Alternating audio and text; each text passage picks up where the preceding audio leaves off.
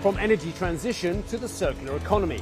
Over the next 30 minutes, we'll bring you highlights from all the important conversations around sustainability at our Converge live event here in Singapore.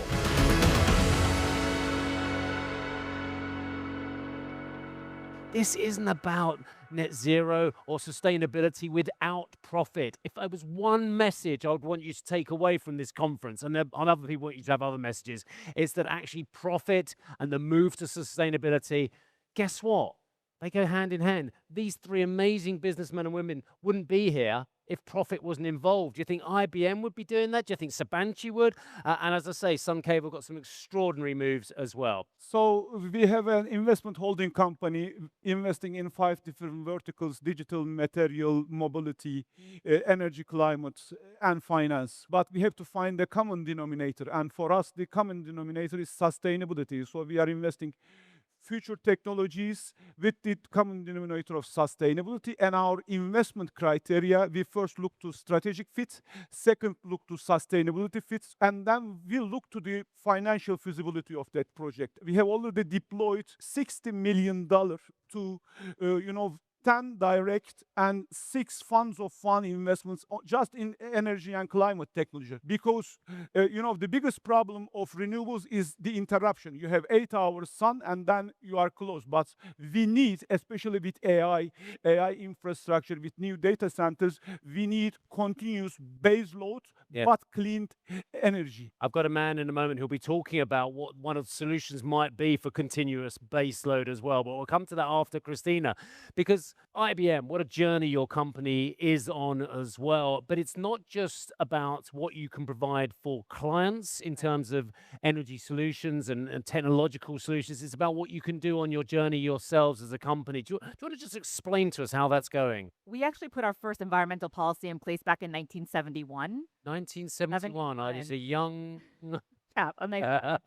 I do think it's one of the reasons I only joined IBM about 3 years ago, but it's one of the reasons I joined. I think just the fact that it's such a core part of the legacy and the DNA of how we think about the company. The critical part of this is that, a lot of CSOs, myself included, actually are increasingly coming from the business side. And why that's important is that these are things that should go hand in hand. Companies that truly embedded into what they're doing and all of the decision making, you're able to decrease your costs, you're able to create innovation and revenue growth, you're able to attract more talent. One of the critical factors here is actually where we sit within the organization. Yes. So I report to our chief operating officer. My peers are the CIO, the chief procurement officer, the people who are responsible for cash. I mean, like all of the core operations of the business, because that means that as we think about transforming the organization and making ourselves more productive and more innovative, et cetera, that it's core to how we think about the operations of the enterprise globally. That's a really, really important as well. Mitesh, I did some research on your company, and to say that you've got some grand ambitions is putting it politely. How about if I said to you, maybe building up the biggest solar operation on the planet, and maybe having the largest submarine interconnector line on the planet, and maybe having one of the biggest storage facilities on the planet? I've taken a bit of your thunder, but just tell us all about it. Yeah, so we are bringing 1.75 gigawatt of solar plus battery storage power from Australia, from all the way Australia to Singapore. It's 5,000 kilometer transmission line, or 5,000 kilometers. Okay, he's understating it. I'm going to do it. 5,000 kilometer line. Yep, and of which 4,300 kilometers is undersea. It's the first of its kind of a project. Mankind has been moving energy from where it is found in abundance to where it is needed in abundance. Electricity is just another form of energy, which we haven't yet started moving across continents or across long distances, but is no different than moving any other form of energy. And that also means that you can scale the global energy transition, where you can remove the intermittency of renewable energy when you do this kind of long distance interconnectors. But what are the biggest barriers to getting this project going? I know that it's had speed bumps. We think it's on track. I can think of a few questions, but I want you to tell me, what are the biggest barriers to what could be one of the most phenomenal projects on the planet? The biggest barrier, in my view, would be the global supply chain and the geopolitics. One of the examples is cable supply. in and around 2022, 23, there was relatively enough cable supply in the market for the kind of cable that is required for our project. And suddenly we had Ukraine and Russia conflict. Right. The European TSOs, the transmission system operators, decided to scale their renewable energy plants, and they went out with framework agreements to procure cable, which now has a waiting period of about 5 to 7 years. So this kind of geopolitical events could certainly bring a major risk to the I project. didn't expect you to say that. So the Russo-Ukraine war has been detrimental to this project. It added more challenges to the project. Yeah. Christina, what are the biggest barriers for IBM and for you to develop products sustainably and at scale? If I can just take a step back in terms of context, one of the things that you mentioned was how much more energy will be required as Yeah. part of this AI revolution. And I think one of the biggest challenges that we see with our partners is how to think about leveraging AI from a more intentional perspective, and that includes from a sustainability and environmental perspective. So for us, thinking about this across the full stack of AI. In general, the adoption of AI is not the question. It's a matter of how and in what capacity, if you will. How do you think about the sustainability and the mitigation of this across that stack? And that's, at the end of the day, a change management and a people and a culture question, and that's always challenging, right? So I think from a technological perspective, we're making a lot of progress, but it's all about how humans and leaders are making those decisions and thinking about it more intentionally. Yeah, we'll come to leadership decisions in a broader context in a moment as well. You encouragingly said, Cenk, that actually those sustainable decisions at the first hurdle, and then the second hurdle, making them profitable, it's easier to make those decisions now than it was 5 years ago as well. Where are the biggest barriers for you to have a faster and wider adoption? Yeah. You know what? The biggest problem is still government, the permits. Because from licensing to making a project shovel ready, that total time is longer than the construction time. You have to go and apply 100 different authorities to get permits to install renewable projects. So I'll jump in there.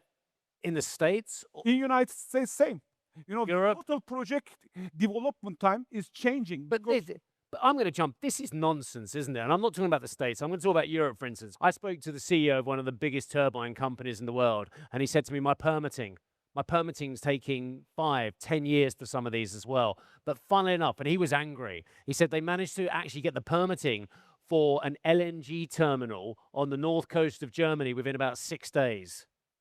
Wow. Just shows you what can be done if they really want to move on. He was spitting blood about this, and I share his frustration as well. Please carry on. I think the problem is the coordination between the different bodies in the organizations, because you have Department of Sustainability, Department of Energy, Department of that, and the coordination. You know what they need to do, don't you? They need a CSO at a higher level.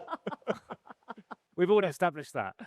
And then the second problem is the continuity, because you have a policy for 4 years, 5 years, and then the government changes, everything changes. Yeah. One final thing, energy transition is measured by 3 parameters, because there is a trilemma of energy transition.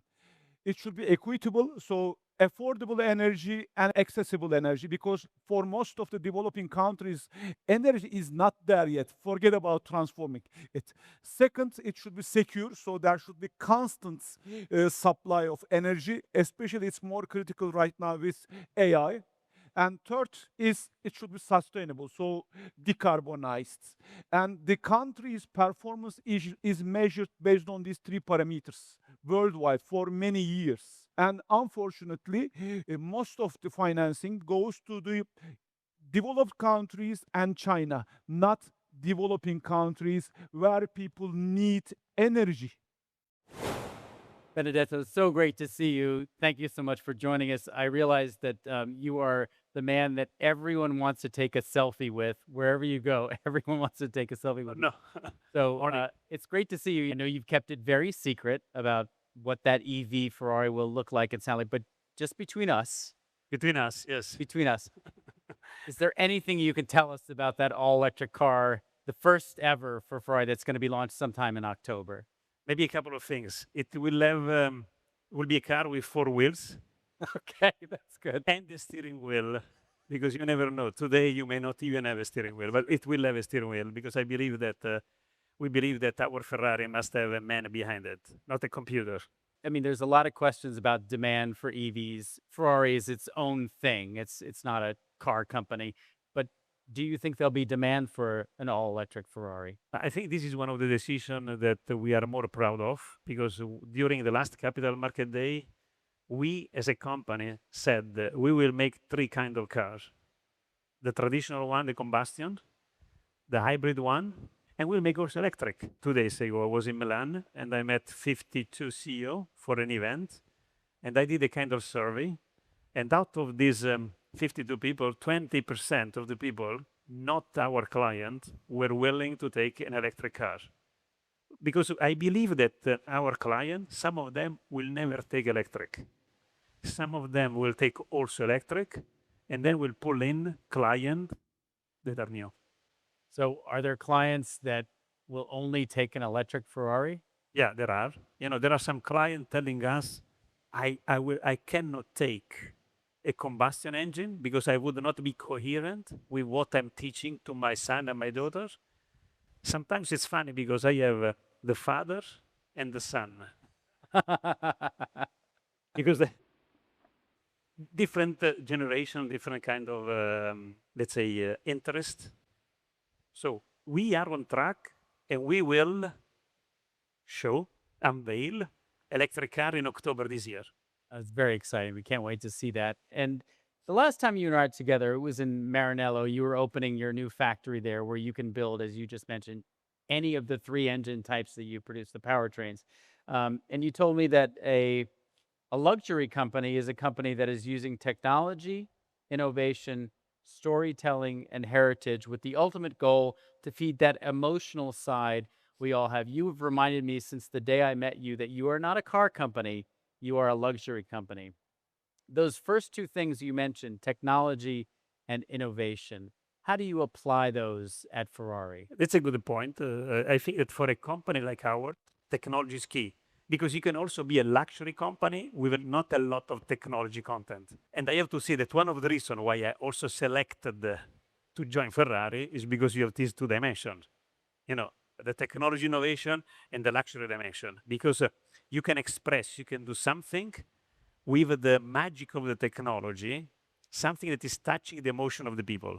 You know, the car is a beautiful object because you have many things you can innovate. It's not only about electric, it's not only about a computer like it is in the mass market car. There are many other things you can innovate, from the material, from the let's say the leather. What's an example of how you've used technology to improve the emotional component of a car or the performance? It's very simple. Look, if you look at ourselves, okay, how we interact with the external world, with the body, with the hands, with the eyes, with the ears, there are something, even materials, that you can experience differently with the hands. There is the sense of the weight of the car that you can feel with the body. If you enter in a heavy car, you realize it. If you enter in a sports car, you realize it. If you enter in our Puro Sangue and you go on a truck, you don't feel the weight. How else are you using technology outside of what's in the car or the driving experience? I think innovation is fundamental for all the companies. I think that the only way to cope with a future that is uncertain is innovation. For us, we do innovation in different ways. Just to give you an idea, when we talk about innovation in our company, we involve everyone, the blue collar and the white collar. From the blue collar, we get a lot of proposals. Thanks to them, we've been reducing the carbon footprint, scope 1 and scope 2, by a factor 3 with a 0 capital investment. So this is an example of innovation. Thanks to them. Because one of the typical mistakes companies do believe that innovation is coming only at the helm of the company or from outside. No, it comes also from inside. You have to listen to it. And that's what we are doing. But clearly, we are also very open to external innovation. To give you an idea, in 2024, we signed more than 700 NDA with companies that are coming to propose mostly ideas of product innovation. So open innovation, but also internal innovation, listen to everyone. I think this is key. I wonder if I've fallen into a trap, and I really want to know what you think about it, and of the rest of the panel as well. I've mentioned plastic a couple of times. You've gone in with plastic as well. Are we talking that that is the hardest to abate? It's the biggest problem. It's gaining the most focus, but isn't the only issue out there. Just telling me a bit plastic versus everything else. So there's a range of challenges out there from upstream in terms of the use of plastic. We need to make sure that we use plastic where it's needed only, and where there are opportunities for potentially other material, we need to look at those solutions as well. But the bottom line is plastic waste ends up in the wrong place very often, in particular in emerging economies. One of the biggest challenges is that in these countries, often we don't find waste management infrastructure solutions. Around 3 billion people on this planet have no access to waste collection. Why don't we just say it how it is? The rich West talked at the global South, talks at those 3/4 of people in the world who haven't got solutions. And it says, well, we'll sort it out. We'll throw money at the situation. Well, sometimes they do, sometimes they don't. But Svanika, this is a global problem that needs global solutions, and it needs the West to stop talking at the global South. There's so many different ways to talk about the plastic issue. I'll first answer your original question. Is it about plastic? Is it about something bigger? I really see plastic as a little bit of a Trojan horse, because the majority of consumers understand plastic waste, but they don't understand the idea of other waste. Because you've seen the turtle with the straw up its nose, you can talk about it, engage with it. And I really see the circular economy as being enabled by the consumer momentum and knowledge around plastic. So coming from that, I think for me, the transition to a circular economy, it's not a plastic problem. It's not a material problem. It's not a global north versus global south problem at the end of the day. It's just a financing problem. It's really just misaligned incentives. So when we talk about the global north exporting waste to the global south, when we talk about there not being waste collection for, 3 billion people on this planet today, it's really just because it's not profitable to do that. If you make it profitable for companies to do so, it doesn't become about, oh, my ESG commitments, my net zero commitments. It becomes something that's part of the DNA, because let's be brutally honest about it, most companies, if not all companies, are still about making profit. Absolutely. Whilst we have two amazing advocates here for the circular economy, we have another advocate, though, but he's actually doing it at a corporate level. Just talk us through your experience. So if you look at the supply chain of pharmaceuticals from the manufacturer to the end user, these products are packed and repacked several times along that supply chain. The packaging material is very often plastic-based, whether it's a sack or a box or a packaging that is used to protect the product. But in addition to that, many of the products that we use are also temperature controlled. So not only are we adding plastic, but we're also adding energy to that supply chain. And we're looking to see how we can reduce that in collaboration, of course, with our Am I being really dumb here? Is there a really easy solution to this? And that is working with the manufacturers and the end user and getting them together and saying, we don't want to do this. We don't want to add this level of plastic. It just seems so obvious. But it's not as simple as it might seem. Why isn't it as simple as that? I know that's a really dumb question, but why? So most products go through a regulatory process. Yeah, the product, not the packaging. Yeah, the packaging is part of the product. And so when you have a temperature controlled product, the packaging is part of that regulatory approval. Yeah. And just to change the packaging is not as simple as it looks. You have to go through revalidation of packaging, revalidation of the transport of the product. Yeah. Svanika, how does that make you feel when you hear that? There's some low-hanging fruit here somewhere. I'm a solution operator at the end of the day, right? So my bread and butter is out there in landfills and in dump sites, not in these, big fancy boardrooms where a lot of these decisions are made. And then there is a lot of low-hanging fruit. I mean, Jacob was at all the INCs in Kenya and Paris, the Global Plastics Treaty negotiation. And Steve, I can't tell you how long the different governments spent just debating on what the definition of recycled was, or the definition definition of reuse? What is the definition of virgin plastic? It takes so long to get everyone aligned on these very basic foundational things before we can, even progress to the kind of questions you're asking. It often feels like each brand or each company needs to be in charge of their own idiosyncratic supply chains because they're designing it. But at the end of the day, the downstream effects, what happens after a consumer uses it, that entire supply chain is shared. It doesn't matter if you're competitors, it doesn't matter where it was manufactured. If you use it here, there's only one supply chain for it to go somewhere. And so we do need to get to a place where it is very interoperable between borders, between, even municipalities and between companies.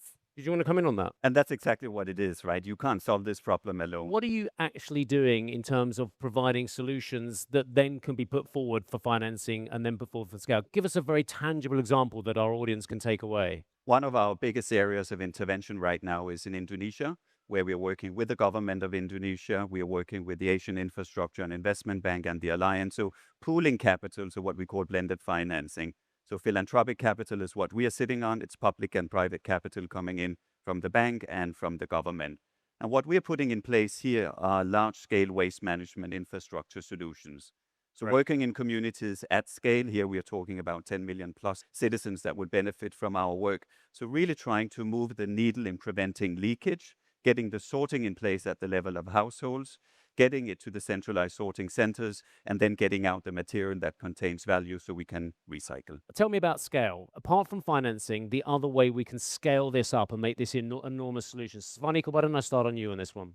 Yeah, I think that's a really good question. And I think it's one that we should be thinking about a lot because, to your point, I do think the financing is there, but oftentimes there's not the right solutions to put the financing into. All of us are seeing at any given point, this researcher came up with this bacteria that eats plastic, or someone's figured out a way to take plastic and turn it into shoes. I don't know. And then they disappear. And I think there is this execution gap that we see in the circular economy as well, because oftentimes a lot of the innovators are not empowered with the right resources, the right incubation, the right acceleration to get their idea from something that works in very pristine conditions in a lab or in one village or in two villages and get it to a place where it can work across coastlines. Yeah. And so I think in addition to that catalytic financing, there does need to be a lot more of that sort of support as well, recognizing the realities of the world that we live in, right? Even things like